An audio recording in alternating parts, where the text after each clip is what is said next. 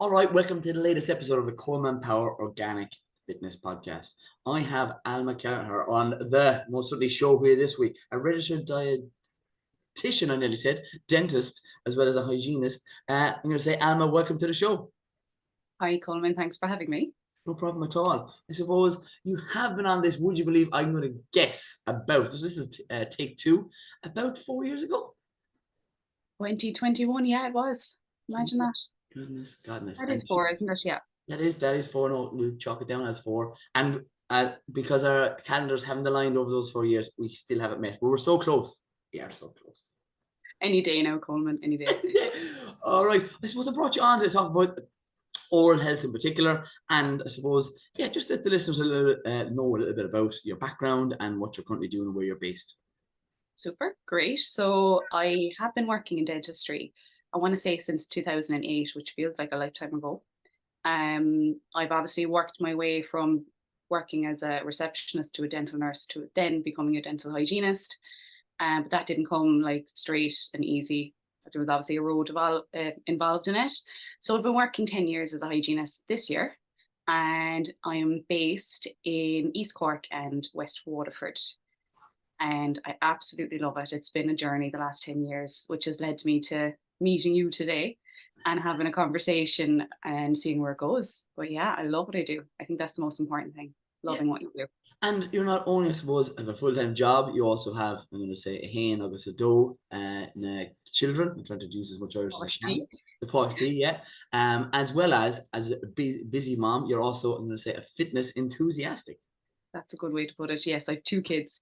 One who's almost 18 and my youngest who's nearly 8. But yeah, I would say, yeah, I'm a pretty fitness fanatic. I love just keeping healthy, and that's probably why we seem to cross paths. Still haven't met, but I think our interests definitely get us kind of connecting the whole time, Coleman, don't it?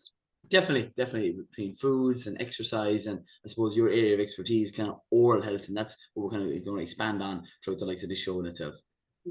And if you think about it, like, yeah, I could say I'm a dental hygienist, I'm a fitness fanatic, I'm a mother. But if you really strip it back, I always love when people say, take your career away, take your identity, everything away from you. What are you? Literally, you boil it down to your values, don't you?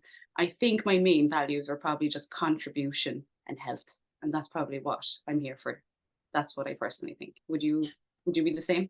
Yeah, definitely. And it's becoming, I suppose, more apparent that when you started to either read books, and we would have read similar books, that it's the idea that what you actually do in your spare time actually has a massive effect on who you become in the future. So if you want to be healthier, if you want to, help people, the idea is do the things that actually are in alignment with that, whether it's Yep. exercise or passing on information, just like you're doing right here Yeah. right now.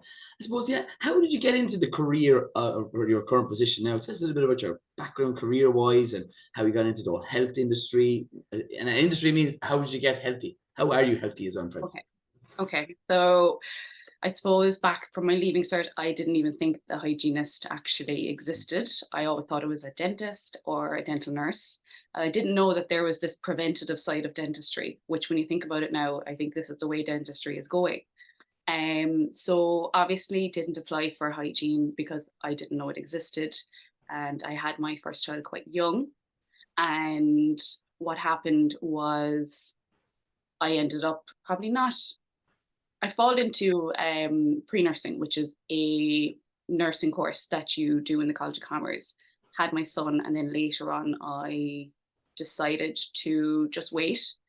So by the time I came to about 20, there was a position in my local enough town as a dental nurse. So I took that job. It just led me on the path of continuing my education, furthering my education. But like if you look at it, it's 4.5 years of studying. I never would have done it if I knew it was that long.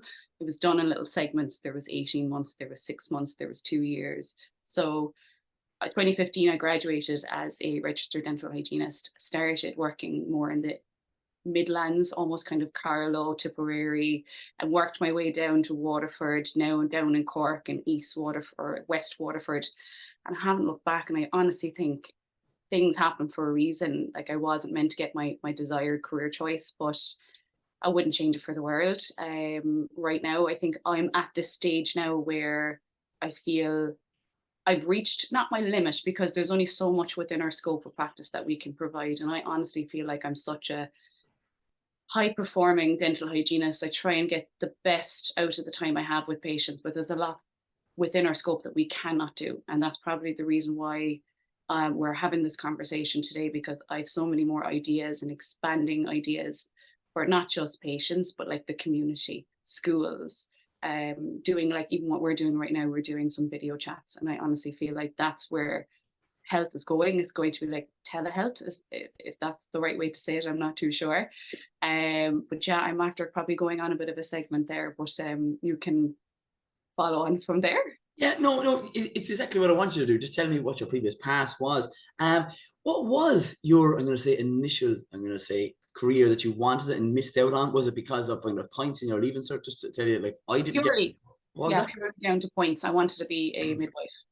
And I often even have this joke with patients. I would say, look, I originally wanted to do midwifery, and I'm just so happy that I'm on this career right now, because working as a hygienist, you have a lot more flexibility. It's more of like a 9 to 5 job. There's very little weekend work or night shifts. So I honestly feel like it's led me down the road I probably wanted to be led down, but also knowing as well now that there's such a link between oral health and systemic health. This career could go absolutely anywhere in the next 5 to 10 years. So yeah, midwifery was my first choice and just didn't get it. Yeah, well, you're helping people in other ways. Similar to my first choice was, I'm going to say, sports science or whatever it was in college. And I'm so glad that I didn't do that, because I would have just did that course, got that job in that gym, and I would have been, I would have been also a great personal trainer, but that's where I would have nearly ended. But probably wouldn't have, but I would have been down to get some other qualification. And it's just a story that, do you know what I mean? Just because one road didn't lead to that destination, you go down another road and you help more people, or just as many as you would if you went down that road in itself. And I know you did, I suppose, a nutrition course. How did it lead to that?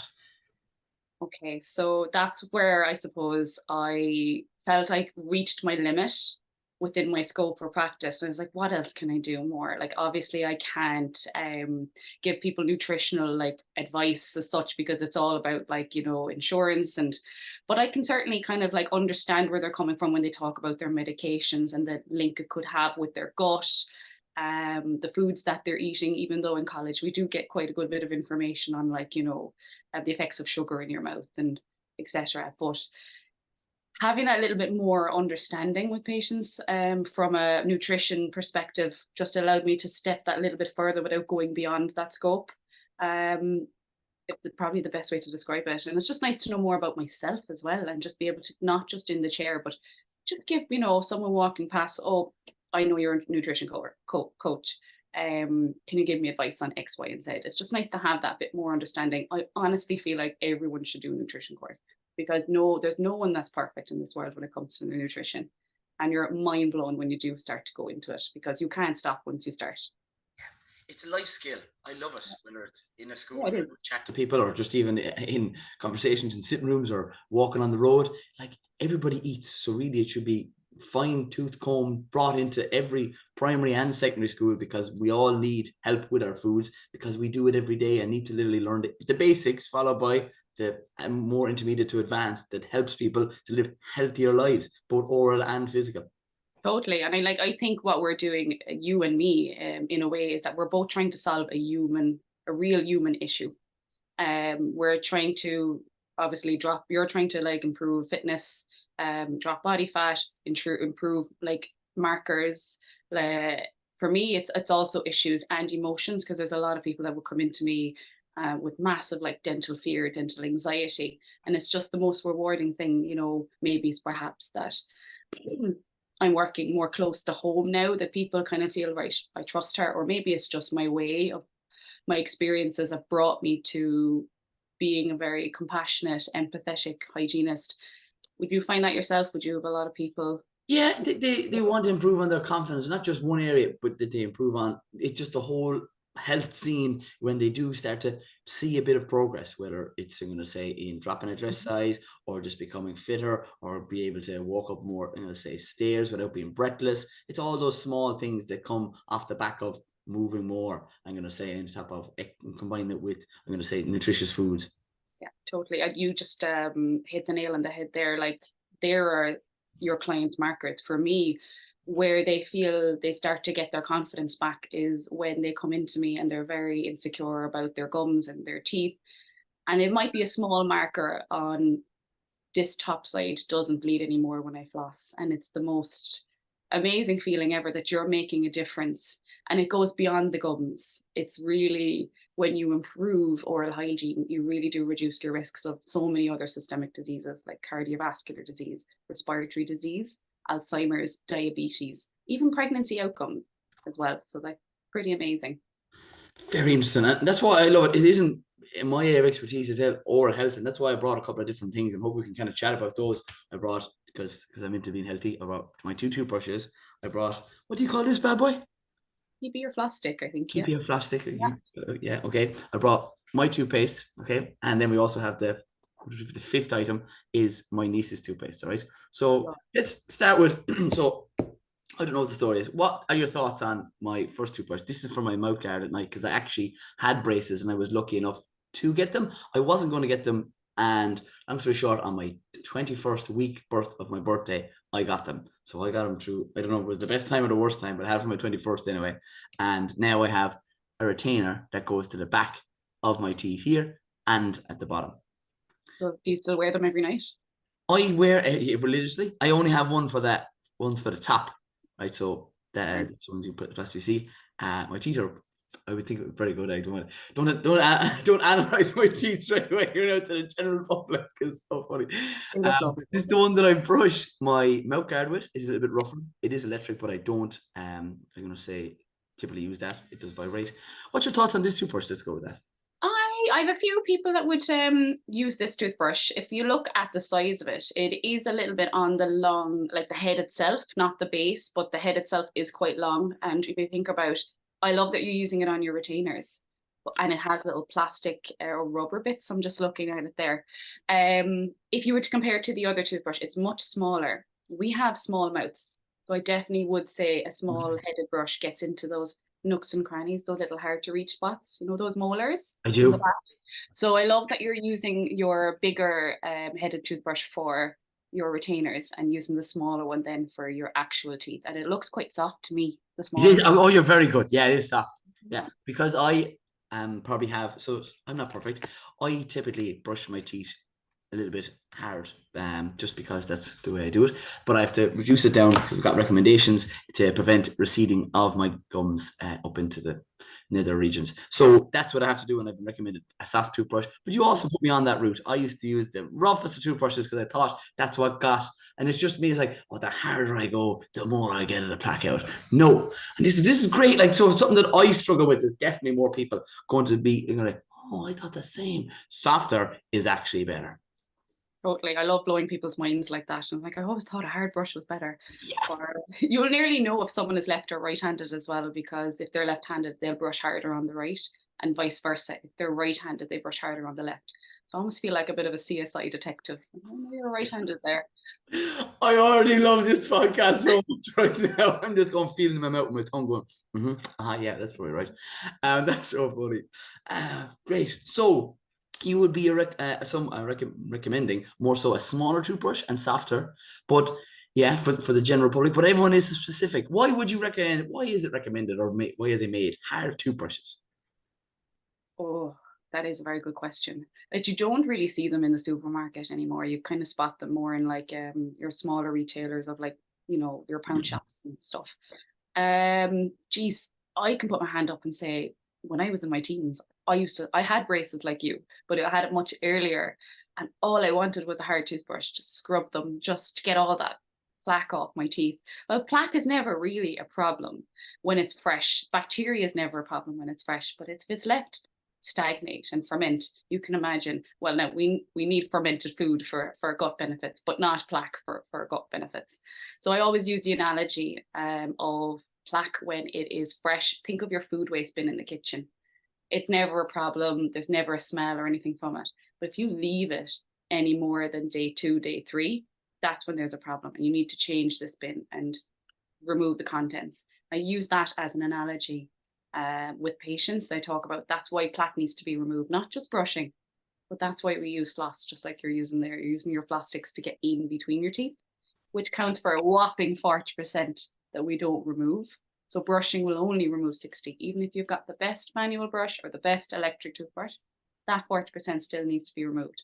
And that's where the bone loss happens. I don't know if you know much about gum disease, but I often ask patients, why do your gums bleed? Do you know why your gums bleed? And some will say to me, it's just because I brush hard. Yeah, it brings out the inflammation, but healthy gums shouldn't bleed. And I feel like that should be tattooed on my head. Healthy gums shouldn't bleed. I don't want tattoos on my head, but yeah. Yeah, as a Just, across her arm. yeah. Joke. Yeah. But yeah, they shouldn't bleed. And often when you start to floss and the flossing journey begins, there's a lot of bleeding. I often tell patients, don't let that hesitate you. Just keep going. It's like, I'm a devil for analogies, and I use the flossing analogy for like exercise. If you exercise once a week or once a fortnight, like you would floss once a week or once a fortnight, you would be in, there'd be a lot of pain, there'd be a lot of inflammation, a lot of bleeding, same as there would be if you were training. Now, you don't bleed when you train, but there's that muscle soreness, you know. But if you're doing it consistently, your body builds up a bit of a resilience to it. So yeah, that'd be my best way to describe it to patients. Great analogy. I have to say it's so relatable to me. I'm going to be selfish and ask you other questions about my retainer. What's the best way to keep that as possibly as clean as I can? I do brush it, like, because I am disciplined in my health, and that would be part of it. Should it be steeped in water, salt water, another substance with liquid? Yeah, love that. Love that. Now, actually, it would be best if in the ideal world, and everything's based off the ideal world, there is, because my own son has retainers as well, brushing it is probably not the first protocol that I would use, as it could scratch a retainer. But I would probably put it into a solution called Retainer Bright. I don't know if you've ever heard of it before. Could do this not every night, but maybe once or twice a week, just to freshen it up and help kill some of that bacteria. It's just a little tablet you put into water, as you would know, maybe one for one night a week. Yeah, what's it called? Retainer? Retainer Bright, but how you spell bright is Brite. Would you believe I pretty much spelled that like that, being dyslexic on the Yeah, That is well, very interesting. Gas. Maybe it's a dyslexic that came up with it, or bright is probably the color a bit more so. But anyway, we'll go back to that. That's great. Okay, I will do that. Okay. And anyone else that's in the situation, we will get on the retainer bright. So I want to even know, like, let's keep this. There's loads we can talk about this. But, so the routine, why is it 3 minutes? Why do they recommend that we brush 3 minutes? Should we start at the front? Because I typically, I will roll my right hand. I will start on that tooth. Let's use my front, right, and I will go always to the left. Should I brush at my left side, and or give me your tips of the ideal world of brushing our teeth? Perfect. Yeah, I'll keep it very simple. Like, obviously, the longer you spend, the better. But it doesn't necessarily mean the harder you brush, the better. So you were saying, I actually recommend holding and I have a pen right here. I didn't bring a toothbrush. Can you imagine? Holding your toothbrush like a pencil. This is just personally what I would do. When you think about it, you don't put pressure on your gums when you hold it like a pencil. And what you're going to do is actually place it half on the gum and half on the tooth. You're going to bring it up a little bit further and start brushing in a more circular motion. Yeah, it's a little bit trickier. It's kind of like learning to brush with your non-dominant hand. And you just want to take your time focusing on, is that your top left side you're saying there, Colman? Yes, great. Yeah. Taking your time and focusing roughly around 30 seconds on your left side. That's it. And you're brushing with intent. Like, you wouldn't go to the gym and not have a plan made out beforehand. So that's your plan. You would get the inside then, your palate side, and you would go half on the gum and half on the tooth then for the rest of those 30 seconds. And you wouldn't move over to the next quadrant until you kind of feel like you're completely finished on that top left quadrant. It's just a nice way, because when you plan things out, you'll get more done. But when you're left to default, you'll spend most of your time on your favorite areas. That's so interesting. So I'm going from left all the way to the back, from the center all the way to the back. And then do I stick? Yeah, I suppose it makes sense, right? As the fitness man that I am, I would continue to do the top until it's fully finished. So I'll do all my squats, and then I'll move on to my leg press, and then I'll do my I love this. I love how we're leg extensions, and then I'll do my leg curls, and then I will finish off with calves, and then I'll do it. Don't forget your accessory muscles, this flossing. Oh yeah. Oh, that's on my warm down or cool down. I would probably finish with. See, it depends, and every routine can be different. If you know, you know, Colman. If you know, you know. But yeah, floss can actually be used before or after, or sometimes people just find they don't have the time in the day. But what I would suggest then is people keeping them either beside their bedside locker, near their television, in their car. Now, when not while driving, TP or floss responsibly. I do not want guards coming to my door saying, "You told your," you know. But yeah, that's what I would basically say is keep them close by, because majority of the time we weren't taught from a young age to floss or clean in between our teeth. And when we do and we see blood and we don't understand why we see blood, that's just our body's way of letting us know that there's bacteria in between in between our teeth. So the more we do it, that bleeding drops. I would say, like on this health journey that I've been on, which I share with people weekly, daily, more than several times a day, my oral health has improved because it is a huge part to play in your overall health. Yeah, things that I have done since just before meeting you and incorporating in, I used to floss app as much or TP in between my teeth until I came across yourself and your own page, and I was like, Jesus, Yeah. that's such a simple thing. The brightness of my teeth has definitely improved from doing that. Right, the things that I do, I will oil pull. I'm going to say, we touch on that a little bit. I will TP, I will brush. And as I said, I have two different brushes. And also the next thing we still haven't got onto is the toothpaste. We have two different toothpaste here we're going to talk about. I think this show is going to be class. People will be like, oh my God, I remember listening to that podcast. Yeah, I honestly think anyone and everyone should listen to it. It's just to be taught the basics. It's Definitely. nice to know the basics in good detail.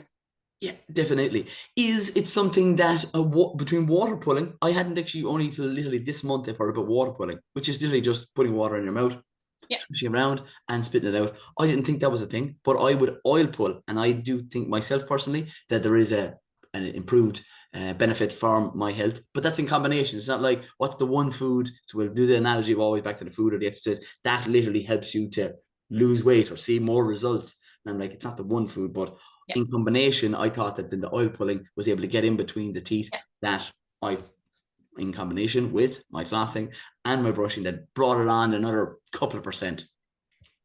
I love that. Yeah. And water pulling, oil pulling, it is like you said, it's to be used with other conjunctive like therapies, like whether it's floss or TPs. I don't recommend like doing that on its own. That's not a reliable method, but it is nice to incorporate it. We do know, like through evidence, that flossing and interdental brushing is the more physical form. It's going to remove more bacteria.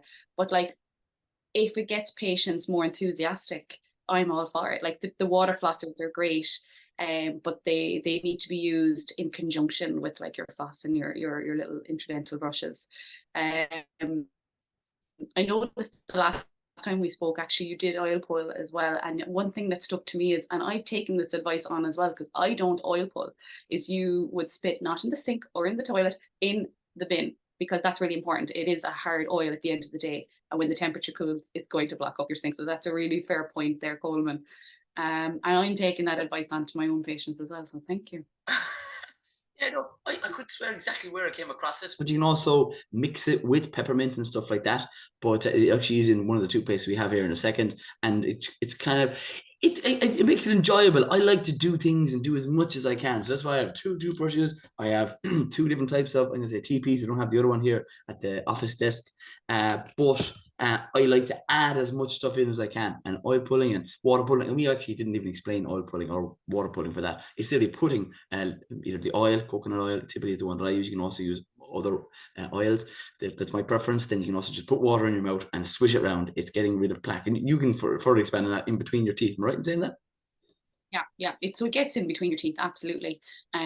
And that's where I said 40% of bacteria. And also as well, if you're someone who suffers with gum recession, the spaces between your teeth are often more bigger or wider than someone who doesn't have gum recession. And something to mention with gum recession, you're like, what is it? It's basically where the tooth looks a little bit more longer. That's not a bad thing. At the end of the day, there's various reasons why we have it.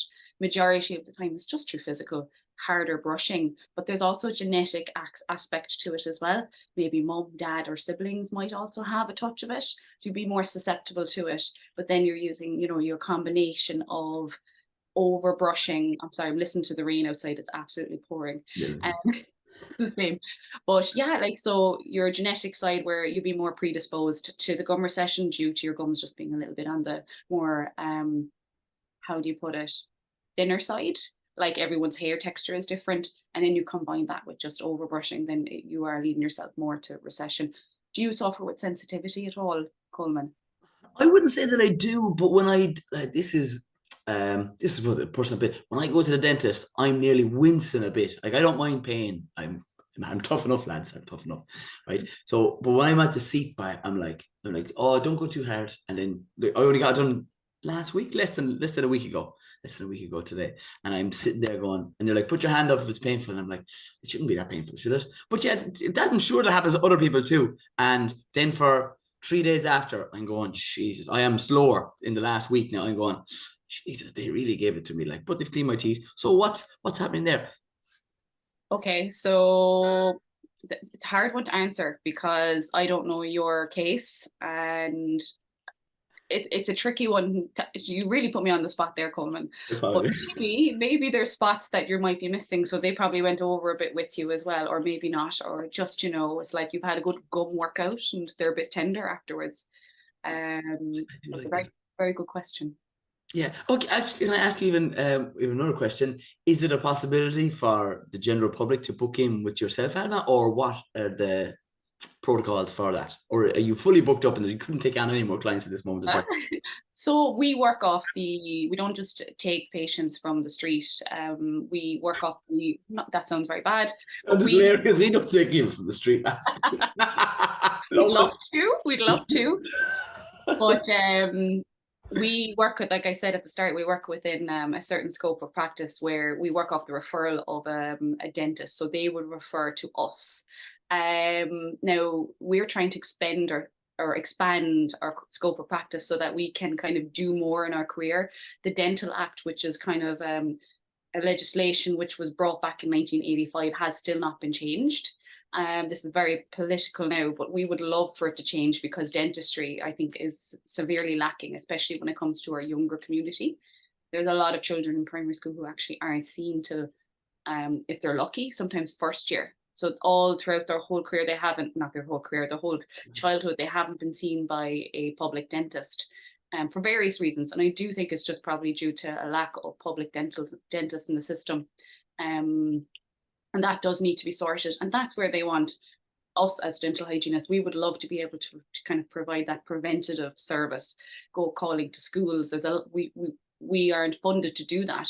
So a lot of hygienists are kind of doing it out of their own interest and free will and just I suppose their sense of contribution, which is probably why we and I've come up with the idea of creating a little project, perhaps seeing where it goes, but it's called Schlumber. I was trying to think forever, what would I call this? I was thinking of so many different names and I came up with the name Schlumber. Now, if anyone who's not Irish, basically that means oral health, but Schlumber obviously means wellness as well. Now, obviously I focus on nutrition as well as oral health. So I feel like Schlumber is a nice word to kind of incorporate into it. But yeah, school talks is something I am so interested in doing. I used to do it before and I absolutely love talking to kids, maybe because I have two of my own. But it starts with planting that seed, part of the pun, because Colman, you work with seeds and all that jazz.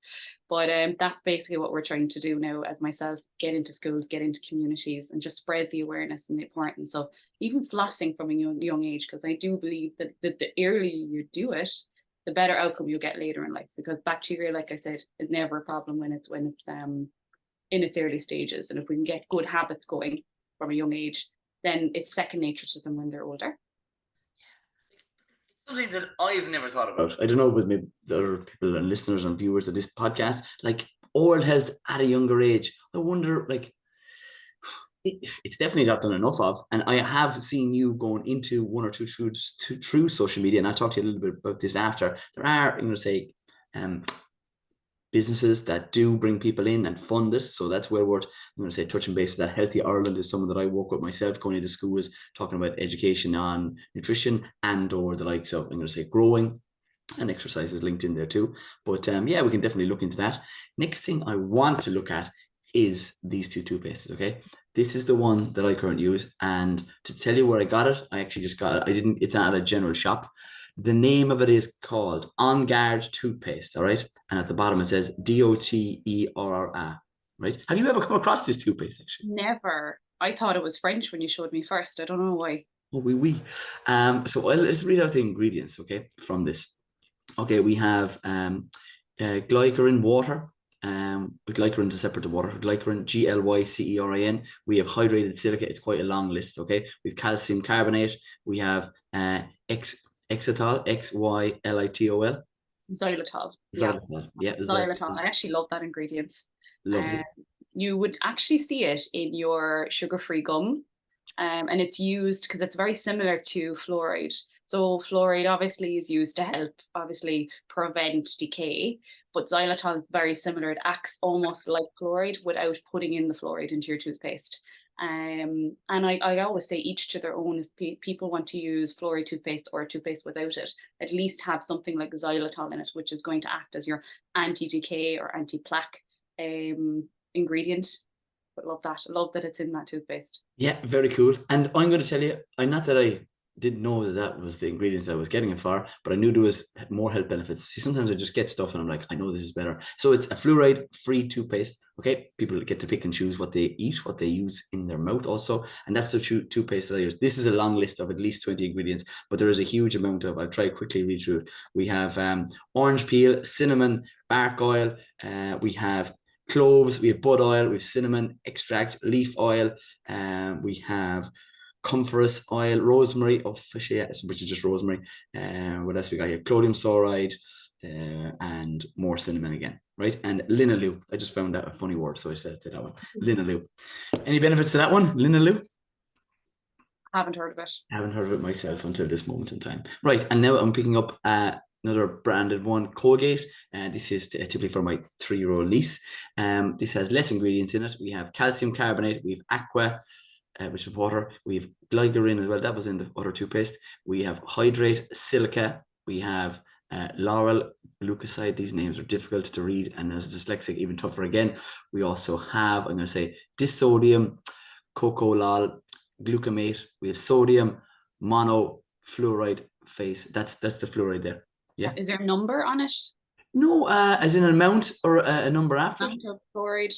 Oh, all right. Up here further. Very interesting. So I have never started reading the backs of toothpaste before. I do that with food every day, and it's something that I'm actually going to do a course today in Dungarvan. We're going into we're going to all the shops. We're going into the large stores, the discount stores, and we're going to the health food shops, and we're going to look and read the back of the labels and where it's from. Is it organic, and is organic better for you? And we'll just touch on that point. Just because something is organic doesn't mean it's actually better for you or better for the environment. Let's touch on the example of honey. Organic honey isn't produced in the land of the Green Isles of Ireland, but it is in the discount stores, typically coming from South America, which means it has massive air miles on it, and you're better off getting a local honey because the local honey actually has and is a natural antihistamine for someone who suffers with and does suffer with hay fever. So you're better off to get local honey that's non-organic than the organic one that's in the discount stores.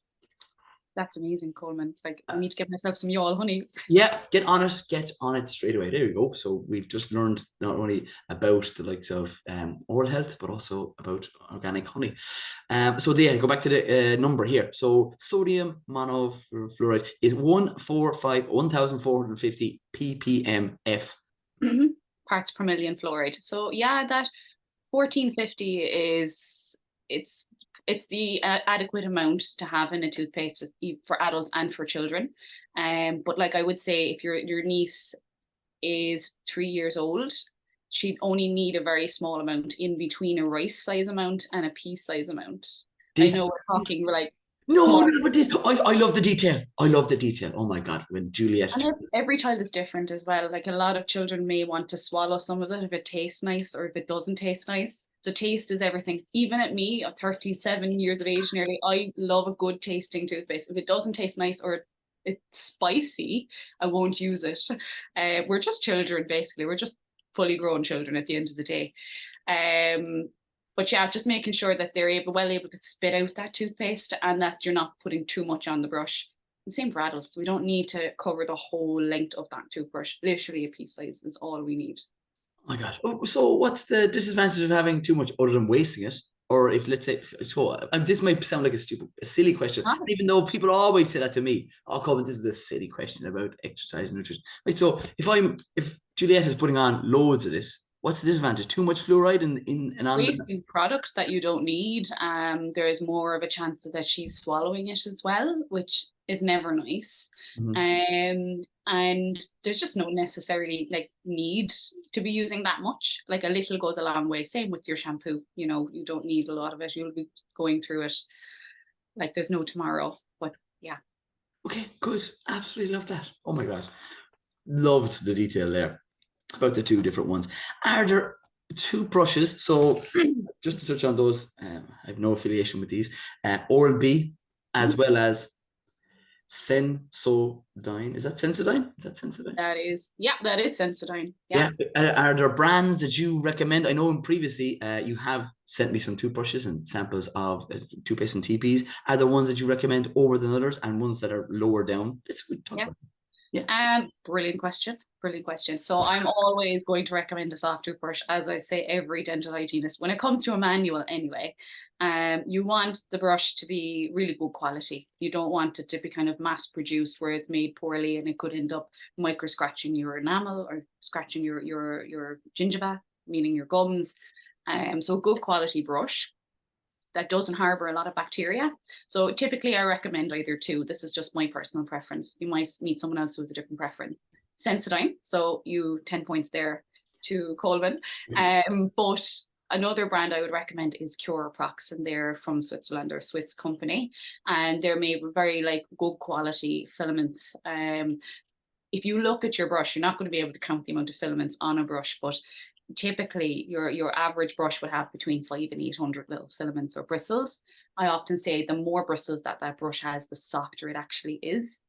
And that particular brand that I love using, Cureprox, they have roughly 5,460 filaments. So it's a lot more softer. Do you remember using it? It was just very, very soft, almost ultra soft. I'm going to have to get another one of those. I do remember the pleasurable time. And that's it. It's about making it pleasurable. Like, I actually love the taste of that because there's loads of cinnamon and cloves and rosemary and different things. I'm like going, I couldn't eat that, I suppose. Absolutely. And you have to enjoy what you're using as well. Like, that's going to make you be more compliant. That's what we want at the end of the day. Right. So the next question is, how long, this might be, again, how long is a piece of string, is it recommended for you to upgrade or get yourself, I'm going to say, a new toothbrush after using it for X number of weeks, months? Perfect. Yeah. So I would say in and around 3 months. Now that could be 3 and 4. Now a lot of people don't track this, and it can end up being 6 or 9. But typically the recommendation is just 3 to 4 months. Or we say if there's someone sick in the house and you've had a cold or flu or whatever the case may be, I would just throw out your toothbrush because you don't want to be harvesting that bacteria and spreading it onto somebody else. That's another point. And is that because the toothbrushes are typically in the same bowl or the same cup? Is that because they're like that? Yeah, they're together, but they're in your mouth as well. And the bacteria that's in your mouth is obviously going to be on the toothbrush as well. Yeah. And a cold or a cough or, yeah. Yeah. And I was just thinking that if let's say someone else is in the house and they're sick, and then how did I get sick? I was nowhere near them, but your toothbrush was near them. Then you put that in your mouth. And that's your I'd love to talk a little bit about like your oral health and your gut health. Let's kind of further expand on that point. How important is it? And yeah, let's go with that. Oh, that's a lovely question, Colman. Like there's still evidence emerging that there obviously is a link. They say like obviously your second brain is in your gut, but if you have inflammation in your gut, more susceptible, we say, to like gut issues, well, which you know about like gut, irritable bowel syndrome in your mouth. So you look after your mouth as well. You need to start our stages of learned even in my in school.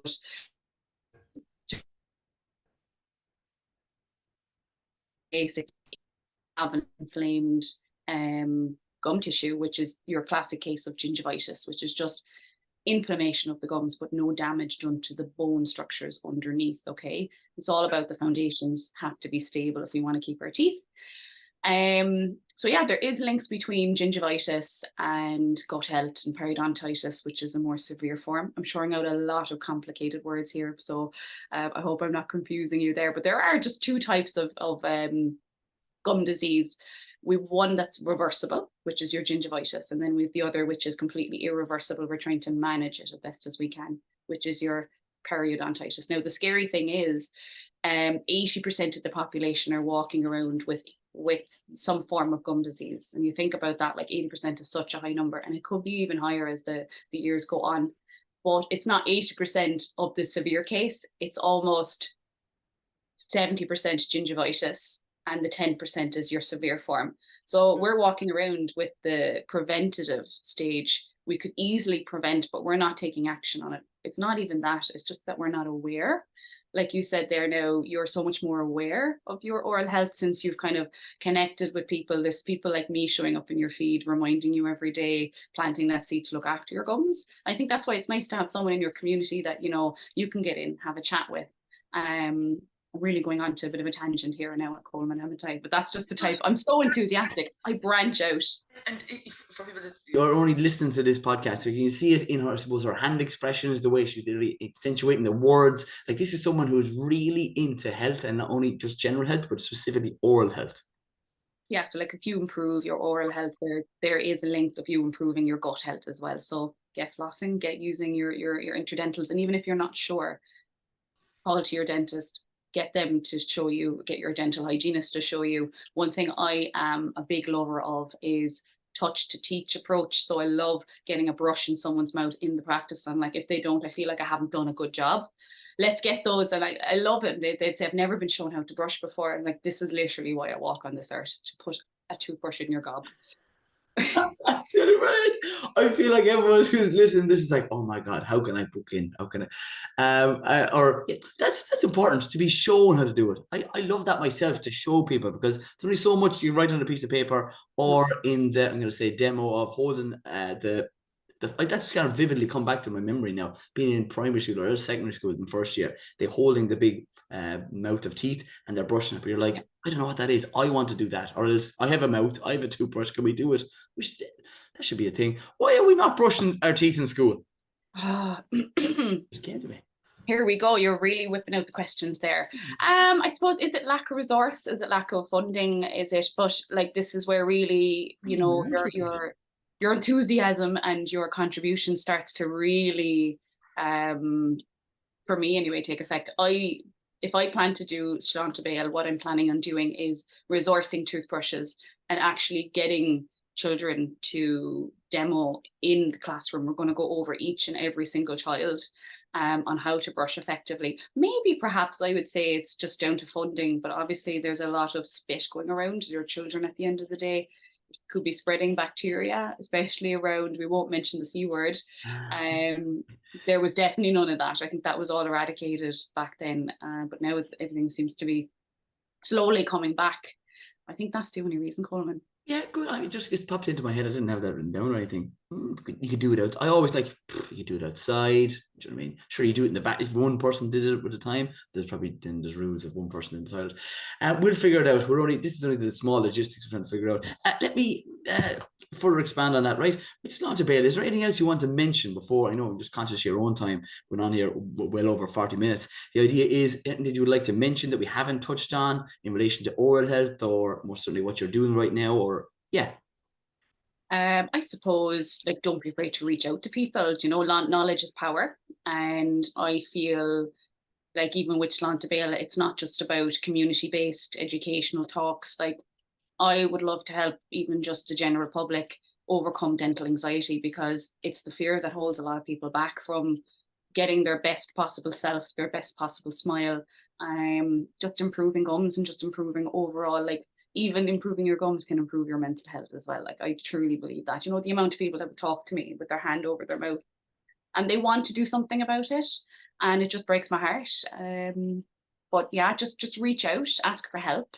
I'm obviously on social media as well. I would happily give non-judgmental help to get you making that next step. Yeah, Alma, tell me where. So that's what I'll break it down even so. We have your most certainly social media handle. Where's the best place for people to reach out to you, and what is that? And I'll put it in the show notes as well. Thanks, Colman. So I suppose social media would be Instagram. I'm down as fitdentalmom. So basically just clashing those three segments of my life into the perfect name. I don't think that'll ever change. Fitness is for life, Colman, and so is your teeth. T-shirt. We're getting our t-shirts printed next week. That's going to be on the back. But yeah, I'm on Instagram. I'm also on LinkedIn as Alma Kelleher, but Instagram is my main. Yeah. Perfect job. Alma, I'm going to say thanks so much for coming on to the show and giving us your wonderful, I'm going to say, presence and loads of information on all things health, especially oral health. Right? And I always end these podcasts by saying, stay tuned, stay classy, and keep it organic.